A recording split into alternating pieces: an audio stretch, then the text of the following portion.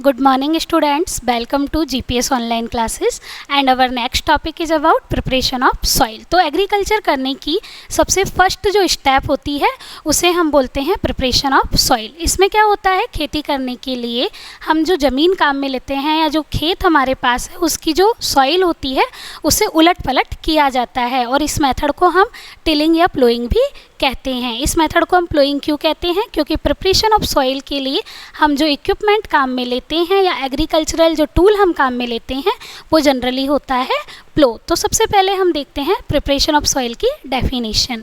तो यहाँ पर प्रिपरेशन ऑफ सॉइल की जो डेफिनेशन है वो है the process of loosing and turning of soil is called tilling और प्लोइंग।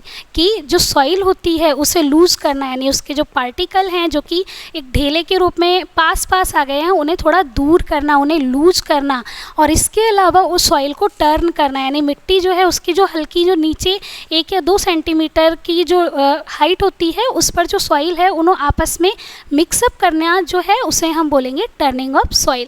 तो इसके हमारे पास जो डेफिनेशन है वो ही the process of loosing and turning of soil is called tilling और प्लोइंग। तो ये जो प्रोसेस है इसे हम टिलिंग या प्लोइंग कहते हैं। अब ये जो प्रिपरेशन ऑफ सॉइल की जो स्टेप होती है इसके अंदर हम 3 जो प्रोसेस हैं उन्हें काम में लेते हैं।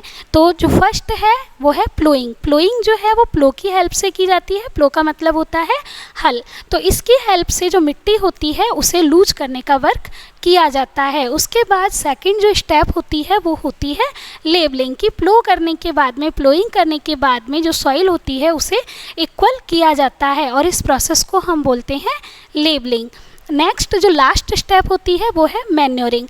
कई बार जो सॉइल होती है वो जो सॉइल होती है उसके अंदर मैन्योर्स की कमी आ जाती है, इसलिए प्लोइंग करते टाइम ही जो नेक्स्ट स्टेप हम काम में लेते हैं वो होती है मैन्योरिंग। मैन्योरिंग मतलब जो मिट्टी होती है उसमें खाद को मिला दिया जाता है जिससे कि जो प्लांट्स हैं उनकी ग्रोथ हो सके। तो अब हम यहाँ पर जो benefits of preparation of soil है इनको देखेंगे। तो यहाँ पर सबसे फर्स्ट जो बेनिफिट है प्लोइंग करने का या प्रिपरेशन ऑफ सॉइल करने का वो है it provides good aeration to breathe. कि इससे क्या होता है, जब हम प्लोइंग करते हैं तो सॉइल के जो पार्टिकल्स हैं वो थोड़ा एक दूसरे से दूर हो जाते हैं जिससे कि उसके सॉइल के पार्टिकल्स में आराम ईजिली एयर जो है वो जा पाती है और जिसके कारण प्लांट्स की रूट ईजिली ब्रीथ कर पाती है और जिससे प्लांट की अच्छी ग्रोथ होती है। नेक्स्ट है it retain moisture for a long period. की जब सॉइल की प्लोइंग की जाती है तो उसके पार्टिकल हल्के दूर हो जाते हैं जिसके कारण सॉइल जो होती है एक लॉन्ग टाइम के लिए वाटर को होल्ड करके रख सकती है। उसके बाद नेक्स्ट है it promote growth of useful micro organism to bring nutrient rich soil to top.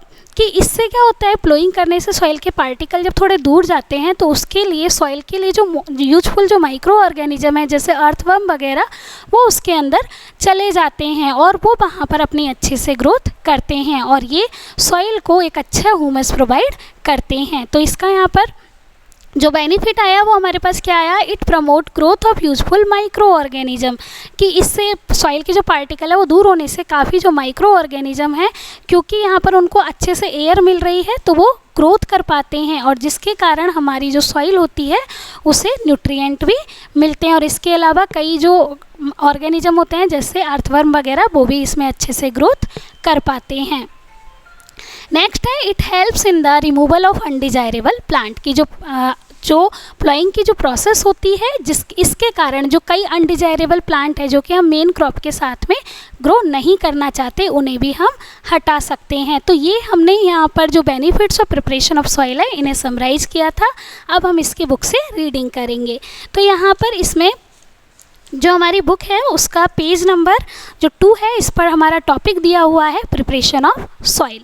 तो यहाँ स्टार्टिंग है इसकी, the preparation of soil is the first step before growing a crop. की किसी भी क्रॉप को ग्रो करने की सबसे फर्स्ट जो स्टेप होती है उसे हम बोलते हैं प्रिपरेशन ऑफ सॉइल।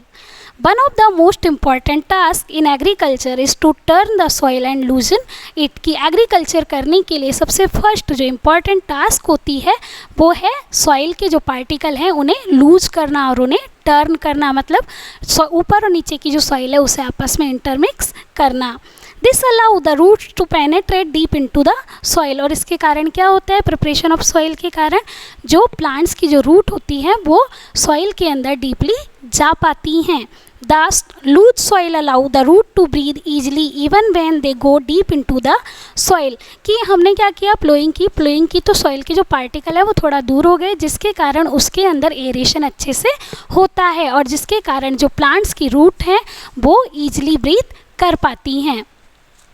नेक्स्ट है, why does the loosing of soil allow the root to breathe easily. कि अगर हम सॉइल को लूज करते हैं, उसके जो पार्टिकल है उन्हें फ्लोइंग करने से जब वो थोड़ा हल्का दूर दूर हो जाते हैं तो इससे जो प्लांट्स की रूट हैं वो ईजिली ब्रीथ कैसे कर पाती हैं कि सॉइल के पार्टिकल के बीच में जब हल्का हल्का स्पेस होता है तो एटमॉस्फेयर जो एयर है वो अच्छे से सॉइल के अंदर जा पाती है और जिसके कारण जो प्लांट्स हैं उनकी रूट्स ब्रीथ कर पाएगी।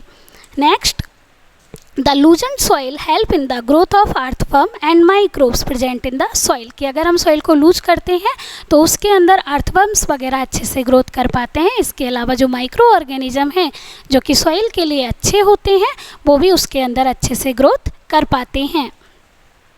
These organisms are friend of the farmer since they further turn and loosen the soil and add humus to it। की जैसे माइक्रो जो अर्थवर्म है उसे फार्मर का फ्रेंड बोला जाता है, फ्रेंड ऑफ फार्मर इसे बोला जाता है। क्यों? क्योंकि जो अर्थवर्म होता है वो सॉइल को ह्यूमस प्रोवाइड करने का वर्क करता है। But why the soil need to be turn and loosen. लेकिन जो सॉइल है उसे लूज एंड टर्न क्यों किया जाता है? तो इसके जो बेनिफिट्स हैं, हमने इसके 4 बेनिफिट्स हैं, इनके बारे में स्टडी की थी। इन्हीं कारणों की वजह से सॉइल जो है उसे प्लो किया जाता है या उसकी लूजिंग एंड टर्निंग की जाती है। You have learned in the previous class that soil contain mineral, water, air and some living organism। तो जैसा कि हम जानते हैं जो सॉइल होता है उसके अंदर मिनरल्स होते हैं, इसके अलावा कई माइक्रो ऑर्गेनिज्म होते हैं, प्लांट्स और जो एनिमल्स हैं उनके जो डेड रिमेन्स है वो होते हैं और ये सब मिलकर सॉइल को ह्यूमस प्रोवाइड करते हैं।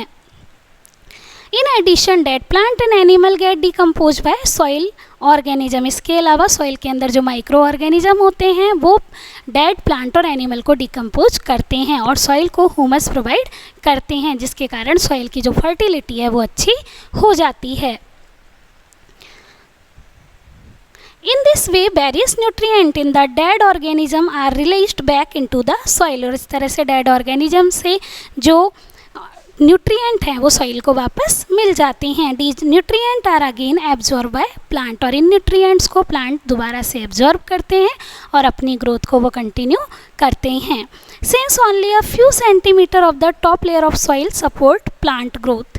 जैसा कि हम जानते हैं सॉइल की सबसे अपर लेयर होती है वो सबसे फर्टाइल होती है, उसके बाद की जो लेयर होती है वो फर्टाइल नहीं होती है। तो सॉइल की कुछ सेंटीमीटर तक की जो लेंथ तक की जो सॉइल है वही प्लांट की ग्रोथ के लिए अच्छी होती है।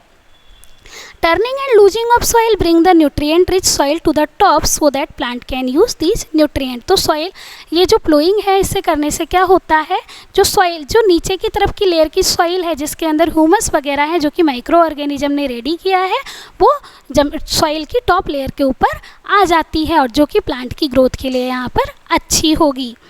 Thus, turning and loosing of soil is very important for cultivation of crop. तो इसीलिए losing and turning of soil जो है वो क्रॉप की ग्रोथ के लिए ज़रूरी होती है। The process of loosing and turning of the soil is called tilling और प्लोइंग। ये लाइन आपको अंडरलाइन करनी है कि सॉइल को लूज करना और उसको टर्न करने की जो प्रोसेस है उसे हम टिलिंग या प्लोइंग कहते हैं। This is done by using a plough. और ये जो प्रोसेस है वो प्लो मतलब होता है हल। जैसा कि आपने देखा होगा पहले पुराने टाइम पर ट्रेडिशनल वे में ये जो बैल होते थे उनके पीछे बांधकर यूज किया जाता था। आजकल ट्रैक्टर वगैरह की हेल्प से भी ये प्रोसेस की जाती है।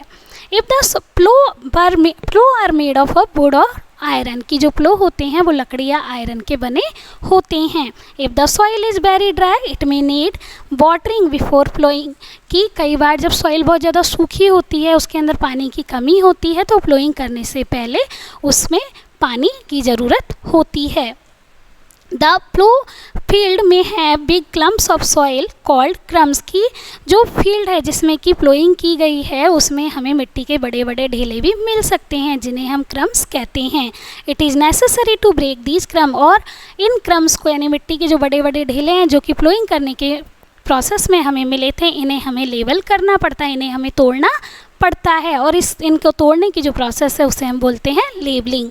तो levelling the field is beneficial for sowing as well as for irrigation की लेबलिंग की जो प्रोसेस है वो बीज बोने और इरिगेशन दोनों के लिए ज़रूरी होती है। Labelling of soil is done with the help of a labeller. तो लेबलिंग की जो प्रोसेस है वो लेबलर की हेल्प से की जाती है और इसके लिए ट्रैक्टर वगैरह का यूज किया जाता है। Sometime manure is added to the soil before tilling. कई बार टिलिंग यानी प्लोइंग करने से पहले मैन्योर भी मिक्स किए जाते हैं। This help in proper mixing of manure with soil. इससे क्या होता है, क्योंकि प्लोइंग में हम जानते हैं losing and turning of soil होता है, अगर हम सॉइल में मैन्योर को मिक्स कर देंगे तो वो मैन्योर भी सॉइल के अंदर अच्छे से मिक्स हो जाता है। तो इसीलिए कई बार प्लोइंग करते टाइम पर मैन्योरिंग की प्रोसेस भी की जाती है। The soil is moisture before sowing की कभी भी बीज बोने से पहले हमेशा जो सॉइल है उसे उसमें मॉइस्चर रखना पड़ता है। तो ये हमारा जो टॉपिक है प्रिपरेशन ऑफ सॉइल ये कंप्लीट हुआ। इसके बाद नेक्स्ट हमारा जो टॉपिक है वो है एग्रीकल्चरल इक्विपमेंट की एग्रीकल्चर में क्या क्या इम्प्लीमेंट्स या इक्विपमेंट्स काम में आते हैं। तो ये है before sowing the seed it is necessary to break soil clump to get better yield की जब हम बीज बोते हैं उससे पहले जब हमने प्लोइंग की थी तो हमें क्रम्स मिलते हैं, मतलब मिट्टी के ढेले मिलते हैं, उन्हें हमें तोड़ना ज़रूरी होता है। This is done with the help of various tools, और ये जो प्रोसेस है वो कई टूल्स से की जाती है। The main tool used for this purpose are the plough, hoe and cultivator. और इसमें इस प्रोसेस में जो एग्रीकल्चरल इक्विपमेंट एग्रीकल्चरल टूल्स हम काम में लेते हैं वो होते हैं प्लो मीन्स हल, हो मीन्स फावड़ा, एंड कल्टीवेटर। कल्टीवेटर जैसे आपने ट्रैक्टर्स में पीछे की साइड लोहे की बना हुआ जो इक्विपमेंट है वो देखा होगा जिसे हम बोलते हैं कल्टीवेटर।